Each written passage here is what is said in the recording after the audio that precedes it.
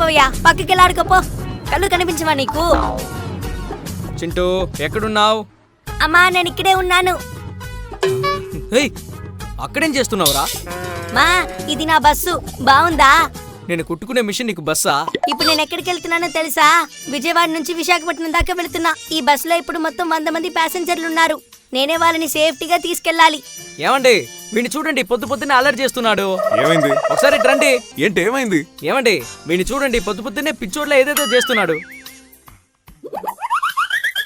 నాన్నని కూడా నీ బస్సులో ఎక్కించుకుంటావా? నువ్వు టికెట్ కొంటే ఎక్కొచ్చు నాన్న. టికెటేగా, ఓ 10 రూపాయలు ఉంటే టికెట్ తీసుకుంటా. నేను మీకు టికెట్ ఇచ్చి డైరెక్ట్ గా పంపిస్తా. మీరు వారితో కలిసి చిన్నపిల్లల్లా మాట్లాడతారేంటి? మమ్మీకి ఏం తెలీదురా, నువ్వు పచ్చింటూ నేను ఈ బస్సు ఎక్కుతాను. నా మిషన్ కి ఏదైనా అవ్వాలి, అప్పుడు మీ ఇద్దరి సంగతి చెప్తాను.